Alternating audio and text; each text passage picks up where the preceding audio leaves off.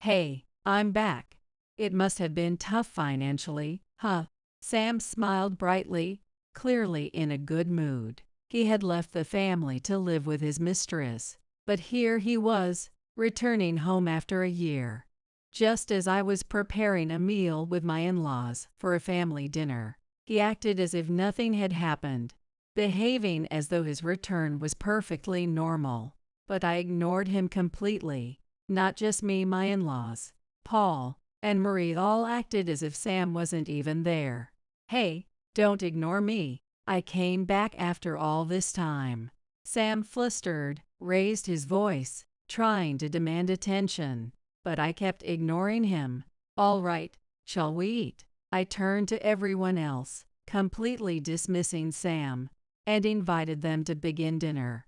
How dare you ignore your husband? If that's how you want it, then divorce it is. Sam yelled furiously. Even then, we paid no attention to him, continuing to enjoy our meal together. Maria, how about we go out on the next holiday? Sure, let's take Grandma and Grandpa too. As we chatted, completely excluding Sam, he sat there glaring at us, his expression filled with resentment. I'm Kate, 28 years old. I started working at the city hall after graduating from college. And that's where I met Sam, who's 3 years older than me. Sam was a high-ranking employee at a major corporation, serving as the project planner for a collaborative initiative with the city. The first time I met him, he had an air of competence, and his refined features caught my eye. I fell for him instantly. On top of that, Sam's dedicated and earnest personality stood out. Even when we made unreasonable requests, he handled them without complaint, and I found myself increasingly drawn to him. As the project progressed, we often met for meetings, but as someone with a reserved personality, I couldn't muster the courage to express my feelings, and kept them bottled up. Then one day, the project team decided to hold a social gathering. The thought of dining with Sam made me so happy that I may have been a little too excited. Kate, your thorough explanations have been a huge help to us, and your prompt responses, Sam, have been just as helpful to us. We started by complimenting each other's work, but soon our conversations turned personal. We discovered that we were both single, and neither of us had a significant other. I hope we both find someone special. Yeah, although it's hard to meet people with jobs like ours. As we chatted about trivial things, I found myself drinking more than usual. But I wasn't very good with alcohol, and by the end of the gathering, I was completely drunk. Are you all right? He gently supported me as I wobbled on my feet. I'm sorry, I think I had a bit too much to drink, I admitted, feeling embarrassed. I tried to make my way home on my own, but he insisted on walking me home since we lived in the same direction. He kept his arm around my shoulder the entire way, and I felt an odd sense of reassurance from his presence. Kate, would you mind going out with me? His sudden confession caught me off guard, but I thought he seemed dependable and capable of making me happy, so I agreed to date him. From then on, we started spending time together, and I grew fond of the childlike smile he'd show, so different from his professional demeanor at work. Even while we were dating, he often talked about his vision for the ideal family. He shared that his father, a strict businessman, had raised him with tough discipline. However, he also credited his father for never letting him experience embarrassment. Sam said he wanted to raise his own children with the same level of discipline. Hearing him talk about these things, I naturally began to imagine a future with him. After dating for about 3 years, one day, Kate, will you marry me? He proposed as we walked home from a movie theater, his face flushed with nervousness. I thought to myself, this man will always protect me, and we'll build a safe and secure home together. I said yes. Both my parents and Sam's were overjoyed. And the year after we married, our daughter Maria was born. I felt incredibly happy. At Sam's request, I quit my job when I became pregnant with Maria and became a full-time housewife. Sam's income from his job at a major corporation was more than enough for us to live comfortably, and I had no objections to the arrangement. But after Maria was born, Sam's behavior changed drastically. He used to come home every day without fail, but suddenly he started coming home only once every 3 days. "Why don't you come home every day? Maria's crying at night keeps waking me up. I'm sleep deprived as it is with this demanding job. Cut me some slack. This is the best way to take care of you both." His excuses sounded convincing, but I suspected he simply wasn't interested in parenting.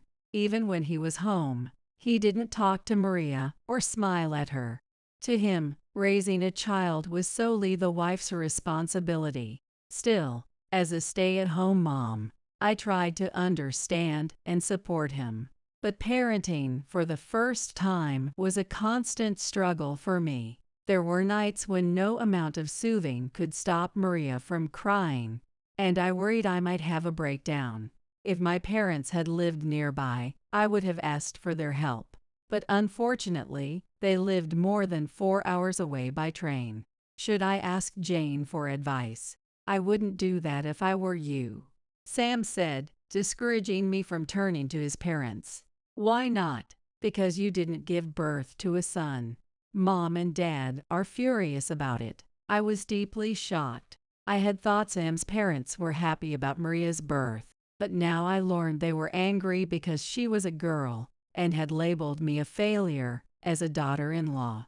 Hearing that, I gave up on seeking help from his parents and resolved to face parenting Maria on my own. Then one day, Sam's friend Paul, who lived nearby, paid us a visit. "Sorry for dropping by unannounced. I found this drawing set while on a business trip and thought Maria might like it, so I couldn't resist picking it up for her." Paul was a year younger than Sam and had started a company during his college years that turned out to be a great success. Now he worked as the CEO of that company. Sam and Paul had met in college and seemed to get along remarkably well. Even after our marriage, Paul would occasionally stop by to visit us. "Is Sam helping out with parenting?" Paul's casual question caught me off guard, and before I knew it, tears were streaming down my face. Since Maria was born, Sam had stopped saying kind words to me, and he never gave any thought to her family anymore. I had been carrying this burden alone, unable to talk to anyone. So Paul's simple kindness overwhelmed me. Seeing me cry, Paul looked genuinely shocked, but he quietly listened to what I had to say. I told Paul everything about Sam's behavior since Maria's birth. "Unbelievable. Sam is just completely out of line." After I finished talking, Paul angrily defended me against Sam. "I'll have a word with Sam. But listen, you don't have to deal with this alone. You can tell me anything, anytime." Paul's words gave me so much comfort. From then on, he frequently checked in on me and Maria, making sure we were okay. It lightened my heart considerably. A few days later, Maria came down with a high fever. "Maria, are you okay? I'll call Dad, and we'll take you to the hospital." I called Sam over and over, but he didn't answer. With Maria's fever nearing 104 degrees Fahrenheit and her breathing labored, I couldn't wait any longer. I reluctantly called Paul. "Maria has a high fever, and I can't get in touch with Sam." Hearing my tearful explanation, Paul came right away and drove Maria and me to the hospital. The doctor diagnosed Maria with a viral infection and said that if we delayed any longer, it might have caused brain damage. I was relieved beyond words that Maria was safe. Thanks to Paul, Maria was okay, but anger toward Sam boiled inside me. I had not only called him but also sent WhatsApp messages, yet he hadn't returned my calls or even replied to my texts. Maria was in serious trouble. Didn't you care at all? I confronted him. I was working. What could I have done? Sam said, showing no remorse and prioritizing his job over Maria. You could have at least taken her to the hospital. You're her father. Hey, that's such a hassle to me. Besides, she's fine now, isn't she? That's all that matters. Sam didn't even try to listen to me. Instead, he brushed it off and went to sleep, saying he was tired. Feeling like he didn't care about Maria at all, I was heartbroken and ended up venting to Paul. Paul immediately said he was coming over and arrived soon after. Sam, this is outrageous. How can you ignore your daughter when she's suffering and not even check in? Paul directed his anger at Sam, who was lying in bed. Paul had shared with me before that he grew up in a single-parent household, raised by his mother. He was grateful to her, but admitted he had always longed for a father figure. Paul had vowed that when he became a father, he would never leave his children feeling abandoned. To him, Sam's behavior was unacceptable. A father's presence is special for a child. What the hell are you doing, Sam? Paul's words were full of passion, but Sam only looked at him with irritation. If you care so much, Paul, why don't you marry her and become Maria's dad? Sam smirked, his words dripping with sarcasm. Sam, do you even realize what you're saying? Shut up, I never asked for a kid. She decided to have Maria, so it's her job to raise her. Hearing those words, I felt a deep sadness. The happy life we had dreamed of before getting married was nowhere to be found. Looking at him now, I couldn't help but feel both anger and resentment toward him. Hearing him say that he never even wanted Maria made me realize that any remaining affection I had for him had completely vanished. That's enough. There's no point in talking to him anymore, I said. Feeling that nothing I said would ever make Sam understand, I stopped Paul and let go of any expectations I had for him. Sometime later, Sam announced that he was being transferred to another city. How are we supposed to handle such a sudden transfer? I asked. You and Maria don't need to come. I live alone. I've already rented an apartment, he replied. To my shock, he had made the decision to move on his own without even discussing it with me. Still, living apart from Sam, who had no involvement in Maria's care, seemed like it might actually be better for me. Life without him turned out to be much easier, as it became routine for Maria and me to spend time together. I naturally started thinking, I have to step up and take care of everything myself. But by the third month after Sam's transfer, the deposits into our shared account started to decrease significantly. The monthly allowance we were supposed to receive was cut drastically. Not knowing what was going on, I called him right away. I've had to cut back on your living expenses because I'm sending money to my parents, he explained. Sam claimed that his parents' factory was in financial trouble and that they needed his support. But what about Maria and me? We can't make it on this, I protested. Then get a job. And if things get tough, you can always rely on your own parents. I couldn't accept what Sam had said, but he hung up the phone abruptly, leaving me with no chance to argue. Not believing his explanation, I decided to consult Paul that evening. It's true that Sam's dad's factory is struggling. I don't know if he's really sending money to them, but it does seem like he cares about his parents. Maybe you should try trusting him, Paul suggested. Paul's words left me with no choice but to trust Sam, despite my doubts. Still, I had to find a way to support Maria and myself. I decided to take a part-time job at a nearby hardware store. Leaving young Maria at home while I went to work filled me with guilt, but I kept telling myself it was something I had to do to survive. While I worked, I arranged for Jane, who lived nearby, to come and look after Maria.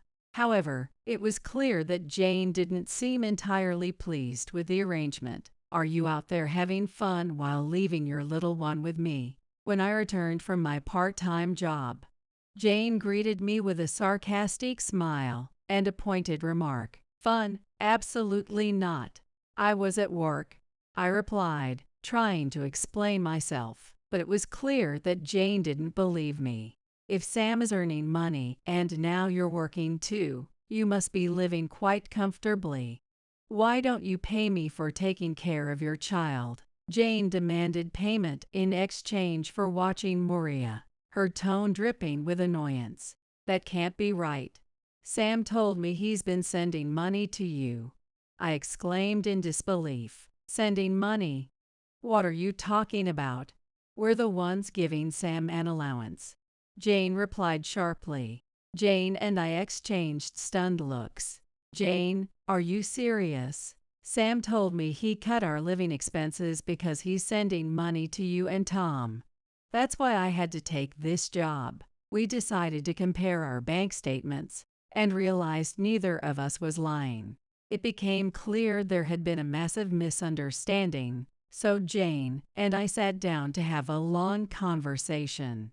"I'm sorry for doubting you, Kate," Jane admitted, apologizing sincerely. "I'm sorry, too, for not having a son," I said, believing that Jane's dissatisfaction with me leaving Moria with her was because Maria was a girl. "There's no need to apologize.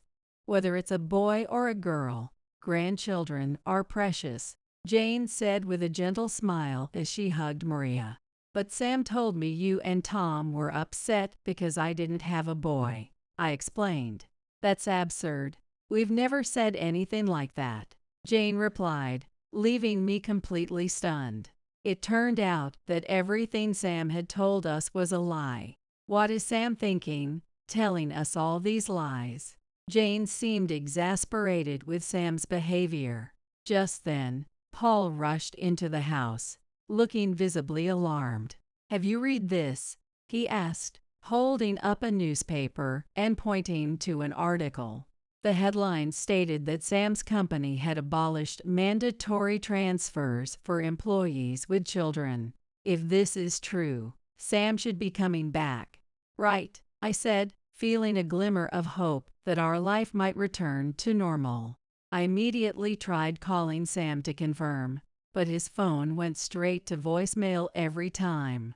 Even when Jane tried calling him, there was no response. While we were all feeling frustrated, Maria wandered around the house, gathering scraps of paper for her drawing. But as she spread out one particular sheet, my heart skipped a beat. "Wait a minute," I exclaimed, hastily stopping Maria from drawing on the paper. Startled, she looked at me with tearful eyes. "I'm sorry for scaring you, sweetie. This paper isn't for drawing. Let's find another one, okay?" I handed Maria a fresh sheet and carefully unfolded the paper she had chosen. I laid it out in front of Jane and Paul, and both of them stared at it in shock. "What on earth is this?" Jane asked, her voice trembling. It was a divorce application, signed in Sam's handwriting. A tense silence filled the room as we tried to process the revelation. Months later, we arranged a family dinner and invited Sam's parents over. As I was preparing dinner, Sam showed up at the house for the first time in a year. "I'm home. The master of the house is back. You must have struggled financially without me, huh?" Sam walked in with a big grin, acting as though nothing had happened. "Oh, Paul and Mom are here too, I see," he said casually, sitting down as if it were the most natural thing in the world. "Hey, get me a beer," he commanded, as if I were still at his beck and call. But instead of acknowledging him, I poured a beer for Paul and handed it to him. I didn't serve him any food or even a cup of coffee. Neither his parents, Paul, nor Maria acknowledged Sam's presence. It was as if he wasn't even there. "Hey, don't ignore me. I came back after all this time." His voice grew louder, filled with frustration. but I continued to ignore him. "All right, let's eat," I said, addressing everyone but Sam. "How dare you ignore your husband? If that's how you want it, then it's divorce." He exploded in anger, shouting at the top of his lungs. I sighed, stood up, and walked to the bedroom. I returned with a bag filled with his belongings and silently shoved it into his hands. Then, without a word, I sat back down and resumed eating as if nothing had happened. "Hey, what's going on here? What's the meaning of this?" he shouted, looking completely flustered. But then his eyes fell on a photo frame on the shelf, and his expression twisted into a sinister smile. I see. So that's what this is about," he said smugly. The photo inside the frame showed me in a wedding dress, smiling alongside Paul and Maria. "You married my friend while I was away. Bigamy is illegal, you know," Sam declared, jumping to conclusions with a triumphant smirk on his face. I stood up again, this time retrieving the divorce papers. Without saying a word, I pressed them against his forehead and let them stick there. Sam's confidence faltered as he read the paper, his hands trembling slightly, but he quickly tried to regain his composure. "I never agreed to this divorce," he shouted defiantly. I didn't want to speak to him directly, so I sent him a message instead. In it, I explained how the divorce application Maria had been using as drawing paper had Sam's handwriting on it. Sam's face turned pale as he suddenly remembered the application he had filled out months ago when Maria had brought that paper to us. Jane, Paul, and I had all been shocked. Given Sam's previous behavior, it was clear that he was hiding something significant. At Paul's suggestion, I hired a private investigator he knew to look into Sam's activities. It didn't take long to discover that Sam was living with his mistress at his apartment in the city where he had been transferred. Suddenly, everything made sense: the missing living expenses, the lies he told both Jane and me. Without hesitation, I submitted the divorce application. "But I came back, didn't I? That means I'm not serious about divorce," Sam said smugly, as if his return absolved him of everything. "You only came back because your mistress dumped you," I replied, unable to hold back a laugh. "What are you talking about? I left my mistress because I wanted to come back to my family," Sam said, his excuse as pathetic as ever. But I already knew the truth. During the investigation into Sam, I discovered that his mistress was seeing another man in addition to him. She was clearly more interested in the other man, while Sam was nothing more than a source of money to her. The other man, however, had no idea that the mistress was living with Sam. So I contacted her directly and gave her an ultimatum. If she didn't end things with Sam, I would tell her boyfriend everything. Fearing the loss of her relationship with the man she truly cared about, the mistress quickly broke things off with Sam. As it turned out, all the money Sam had withheld from our household and the allowance he received from his parents had been spent on her. "That's why, Sam, I know all your lies," I declared. Sam's face twisted in frustration, clearly realizing he had no more excuses. "Do you think you can get away with doing something so selfish?" he shouted. "Selfish? The only selfish one here is you," I said firmly. What was he even trying to accomplish? Sam, desperate to defend himself, began insulting me, claiming that being cheated on was somehow my fault. "This is humiliating. You're my son, but I'm utterly ashamed of you," Tom said, looking at Sam with visible disappointment. "Take responsibility for your actions. And you'd better start looking for a new job," Jane added coldly, though her words still carried a trace of motherly concern. "A new job? What are you talking about?" Sam asked, panic creeping into his voice. "Sam, you're being fired," Jane replied bluntly. On the same day I confronted Sam's mistress, I also made a call to his company. I lodged a formal complaint, threatening to expose them for transferring a father with young children, a clear violation of their own family-friendly policies. The company, completely unaware of Sam's deception, had believed his story that the entire family had relocated with him. They were deeply apologetic and assured me that they had been misled by Sam's claims. To resolve the matter quietly, I struck a deal with them. I would not take the issue public if they agreed to terminate Sam's employment, eager to protect their reputation and enhance their public image. The company quickly accepted my terms. "No, I'm getting fired." Sam's face turned pale as the weight of everything came crashing down on him.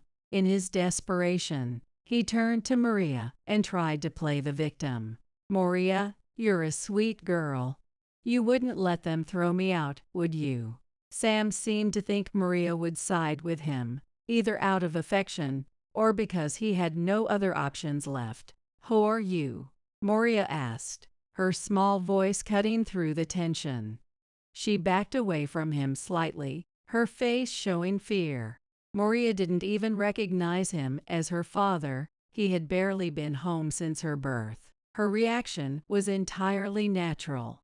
"Dad, this man is scary," Maria said, clinging to Paul, whom she had always called Dad. "What? While I was away? All of you plotted against me." Sam spat, spewing insults as he struggled to maintain any semblance of control. Neither Paul, Maria, nor I acknowledged his words. Instead, we calmly resumed our dinner. "Maria, how about we go out together on the next holiday?" I asked, ignoring Sam completely. "Yeah, let's invite Grandma and Grandpa too." Sam coldly stared at us as we continued to talk, ignoring him entirely. "Can Tom and I join as well?" Jane asked. "Of course, it'll be more fun with everyone," Maria exclaimed happily. They also ignored Sam and enjoyed chatting with Maria instead. Paul had helped Tom and Jane find a new home and jobs suited to their age after Tom's factory was shut down, cutting off their income. "Thanks to you and Paul, we've been saved. Kate, I'm so sorry for all the pain we caused you," Jane said, apologizing sincerely. Both Jane and Tom apologized multiple times, and I decided that while I would cut ties with Sam, I would maintain a relationship with his parents. "You'll all regret this." Sam, with a frustrated expression, stole a bite of my steak and stormed out of the house. I felt no sympathy for him. He had done nothing but lie to everyone and act selfishly, neglecting his responsibilities as a husband and failing so completely as a father that his own daughter didn't even recognize him. For me, there was no reason to stop him from leaving. Taking responsibility for my own happiness, I decided to enjoy the meal with my family. A few days later, Paul, Maria, and I went on a honeymoon. Paul managed to arrange a week off work, and we embarked on a wonderful trip together. However, when we returned home in high spirits, we found the house completely ransacked. "Who could have done this?" I exclaimed in shock. Paul gently embraced me, reassuring me and Maria as we tried to process what had happened. The police arrived and began their investigation. They found Sam's fingerprints on a drawer in the newly purchased chest we had gotten after Paul and I remarried. He was promptly issued a warrant for breaking and entering and theft. With nowhere else to go, Sam tried to seek refuge at his former in-laws' home, only to find it sold after Tom and Jane had moved. A new family now lived there.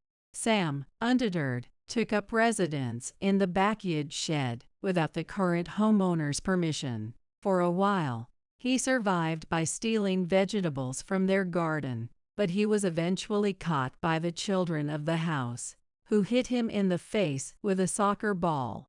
The ball struck him hard enough to knock him unconscious.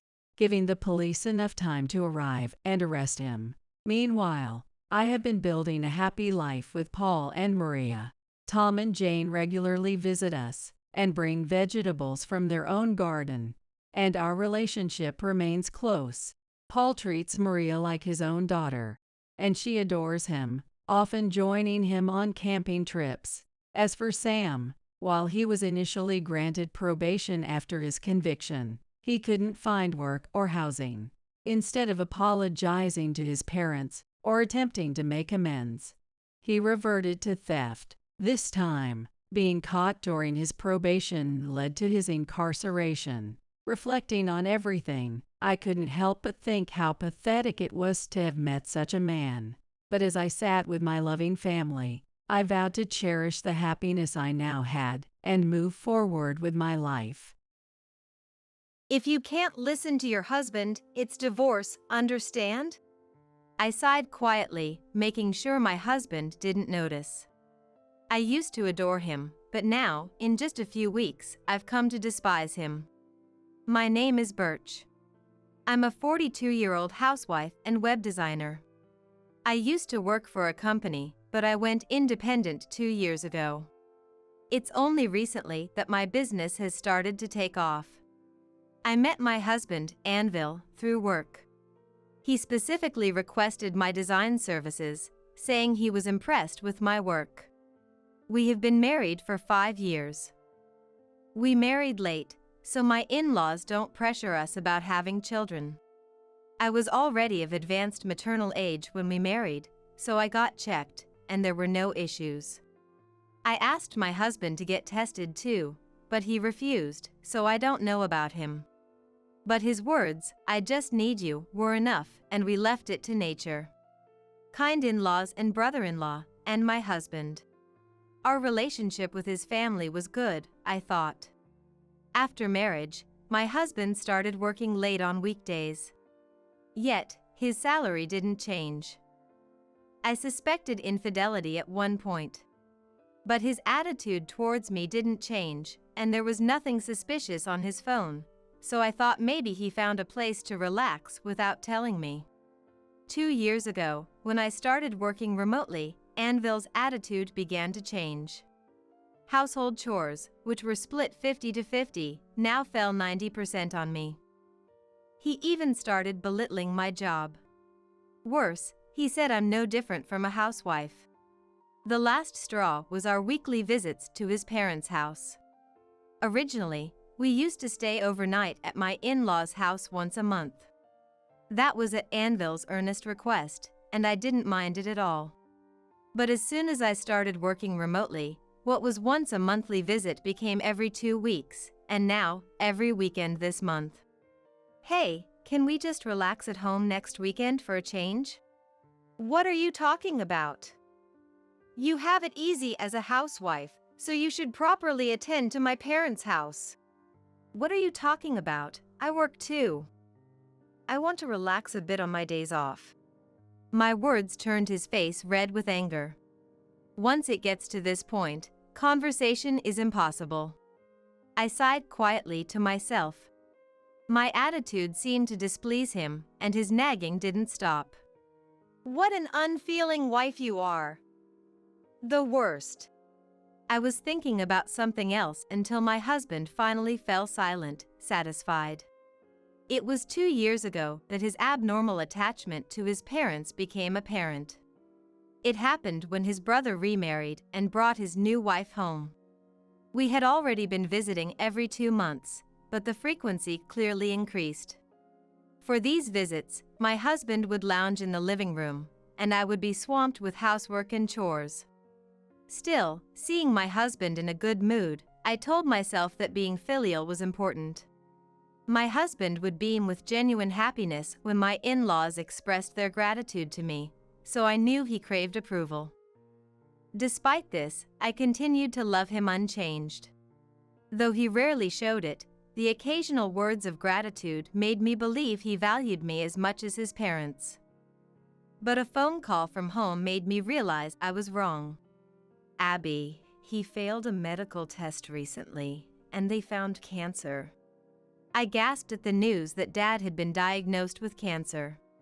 He had blood in his stool during a workplace health check and was advised to get a re-examination.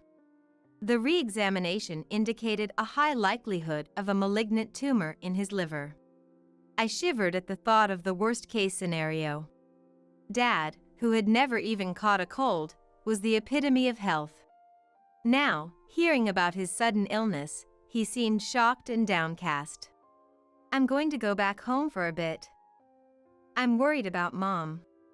After hanging up with Mom, I suddenly remembered that we were supposed to visit my in-laws the next day. It's an emergency, so surely my husband would understand. But his response to my explanation was unexpected. What about Mom's ride tomorrow? Sorry, but can't you do it? Huh? You made that promise, right? Are you breaking it? You know I'm busy helping Dad. My father-in-law's help usually involves weeding or cleaning the storage. Missing his mother's ride should not be a problem. Yet my husband insisted that I go for the visit to do these tasks. There wasn't a hint of concern for my dad in his reply. I'm not talking about forever, just tomorrow, please. I almost shouted in anger at my husband, but I held it back and pleaded awkwardly. Right now, getting to Dad as quickly as possible was what mattered. No way. Lately, my parents haven't been happy about our visits. It must be because of you. I won't stand for it if my reputation suffers. In recent months, my in-laws had started showing complex emotions when we visited. It was because they couldn't meet their grandchild, born to my brother-in-law and his wife. My sister-in-law, younger than my brother-in-law, seems to have a good relationship with my in-laws. But she's not fond of my husband, so when we visit, they stay away from their parents' house. Because they live in an area that requires a car, she can only visit on weekends when my brother-in-law is present.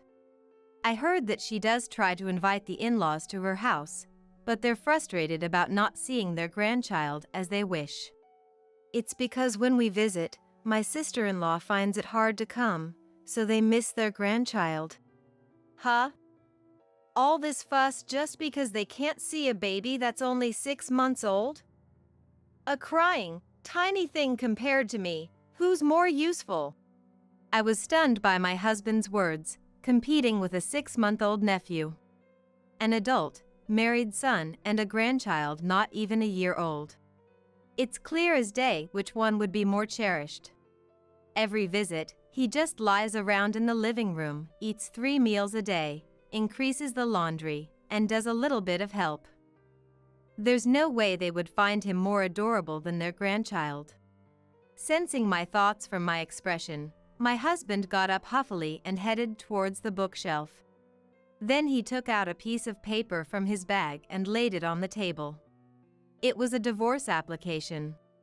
Anyway, we're going as planned tomorrow. If you can't listen to your husband, it's divorce, you know. He confidently presented the paper, which already had his signature and stamp on it. Wait, are you serious? This is a terrible joke. I didn't want to use this, but you've been too cheeky lately for just a housewife. Complaining about wanting breaks and all. I felt dizzy with his selfish reasoning. After all, it was he who wanted to visit his parents, and I just went along. Is it so wrong for me to want a break sometimes, after doing housework and working on weekdays, then more housework at your parents' place on weekends? Normally, a wife should suggest visiting her in-laws. If I didn't say anything, you wouldn't, right?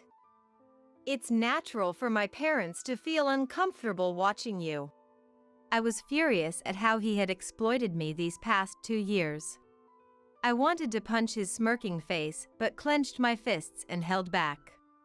Arguing now would only delay my return to my parents' house. Anyway, I'm going to my parents. I'm worried about Mom. My words seemed unexpected to him. He stared at me, face turning red. So, you mean you can't listen to your husband? It's divorce then, okay? I sighed without him noticing. The sight of him, unable to back down from his own words, was ridiculous. I wondered why I ever liked such a man. So, you're serious? All right, I get it. There's no other way, right? Realizing arguing further was pointless, I pretended to accept it. If I acted meekly while holding the divorce papers, my husband would look at me with a creepy, smug smile. Then, in an exaggerated manner, he stood up and patted my head. I resisted the urge to shake him off, and he, misunderstanding, went to the bedroom, looking satisfied. I immediately called Mom and told her about the divorce. She was shocked, but, after hearing the story, scolded me for not telling her sooner and urged me to come back quickly. After hanging up, I went to the bedroom. My husband was snoring, lights on. The snoring I once found cute now repulsed me. The man I loved so much, now just a subject of my loathing. I wondered if I was heartless, but then realized that such a thoughtless marriage was unnecessary. The next morning, I quietly left the house with my packed luggage and the divorce application. Knowing that the municipal office accepted documents on weekends, I stopped by to submit the fully completed divorce application. Then, I headed to my parents' house by train, meeting Mom and going to the hospital. The doctor had called Mom about Dad's illness. I braced myself, thinking it might be a terminal diagnosis, but thankfully, Dad's cancer hasn't spread and was operable. He would lose part of his liver, but it wouldn't hinder his daily life, and he could return to normal life with regular checkups. Relieved by the doctor's explanation, Mom and I went back home. At home, I told Dad about his condition and my divorce. Dad was furious at my husband and almost stormed out, but Mom and I quickly stopped him. I could finally see through him because of you, Dad. Thank you. Hearing that, Dad scratched his cheek, not entirely displeased. Mom and I exchanged smiles at his reaction. I told Dad I would visit him in the hospital since I would be staying at home for a while. He insisted that I stay as long as I wanted, making me cry happily. Remembering my phone was off, I turned it on. Ignoring the countless calls from my ex-husband, I saw a message from my sister-in-law, Gunnel, on WhatsApp.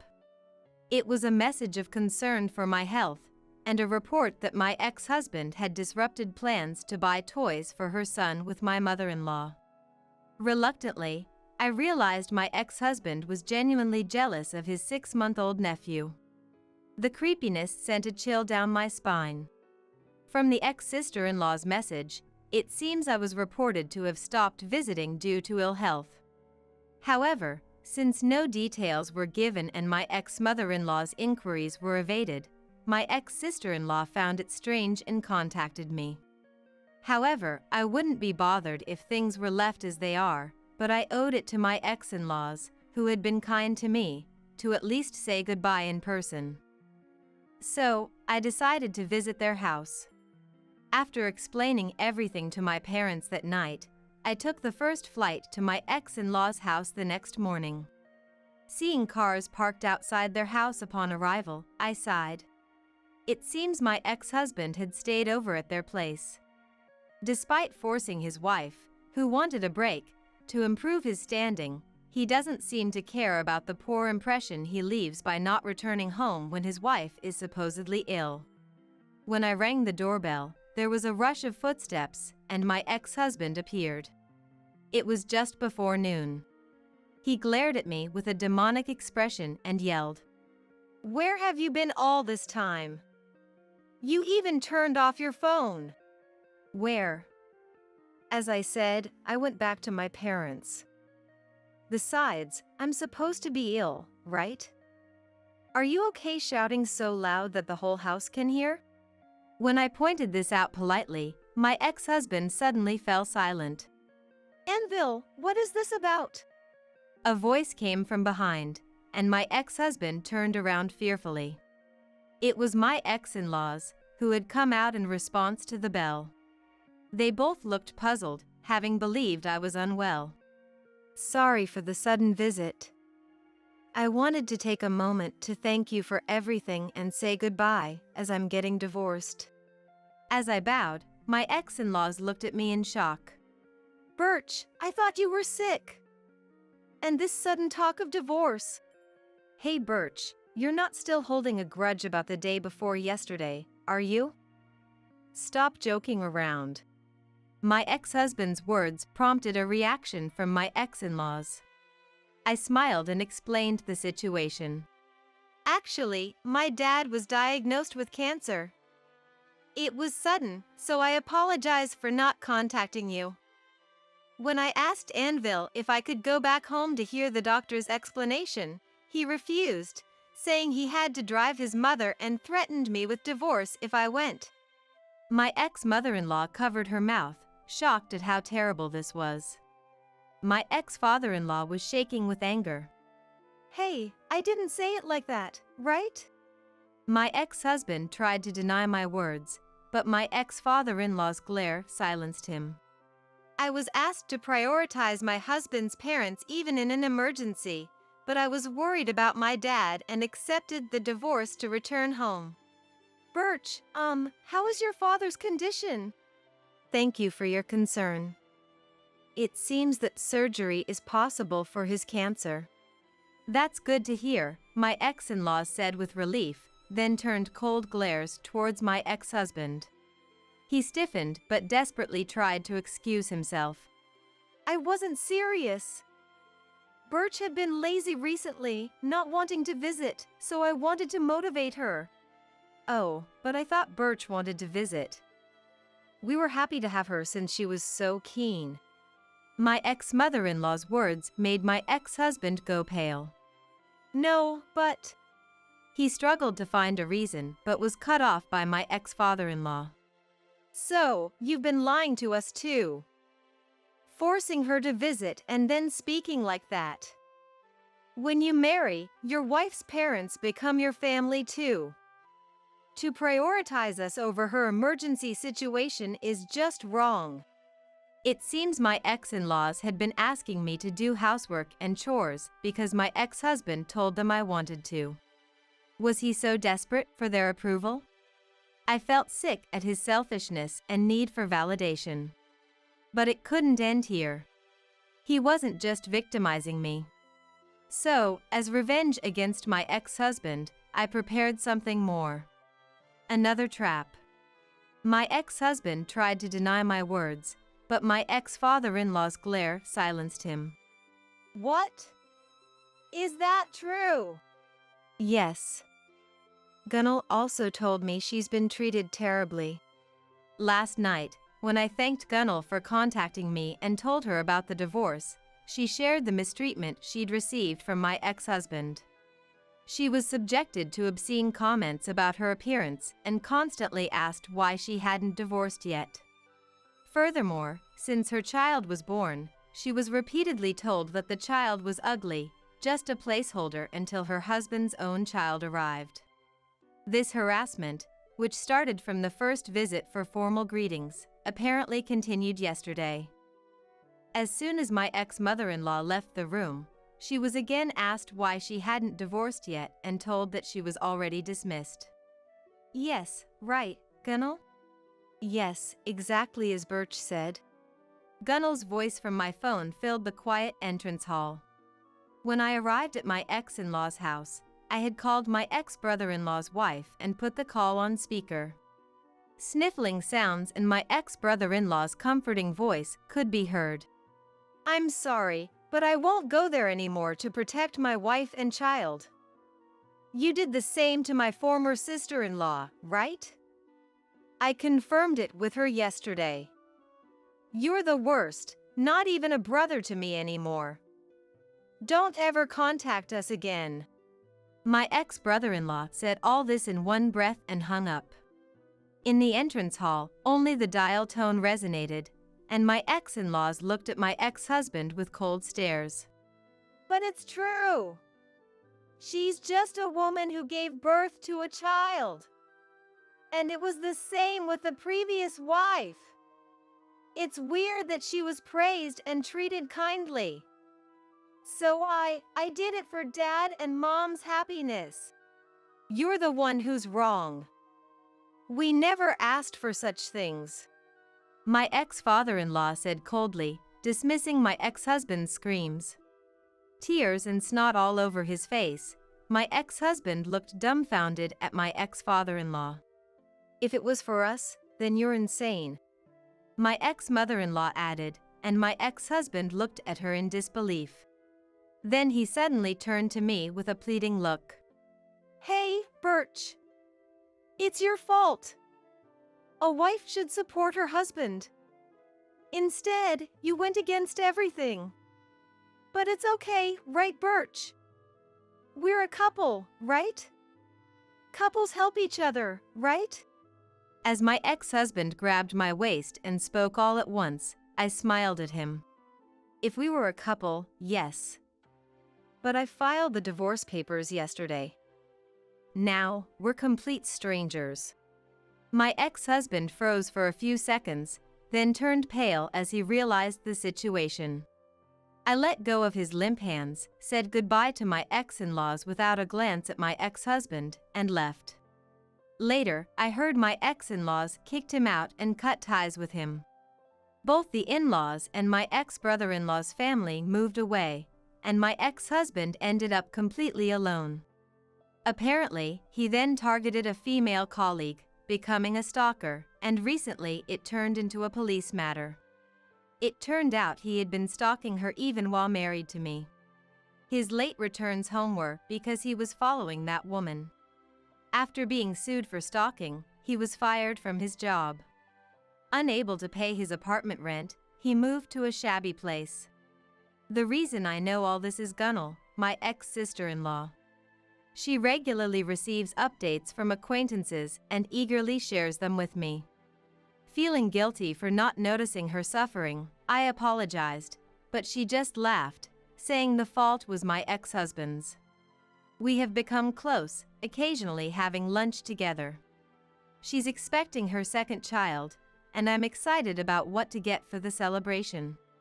By the way, Dad's surgery was successful, and he returned home more energetic than ever. I moved back with my parents and continued my work, enjoying a happy life with them. Sharing housework with Mom allowed me to focus more on work, and my income increased. So, as a recovery celebration, I gifted a trip to my parents. I'm cleverly joining in as well. Hey, time to go. Coming. I picked a souvenir for my ex-sister-in-law and headed to join my parents. For a while, I want to live peacefully, doing my filial duties.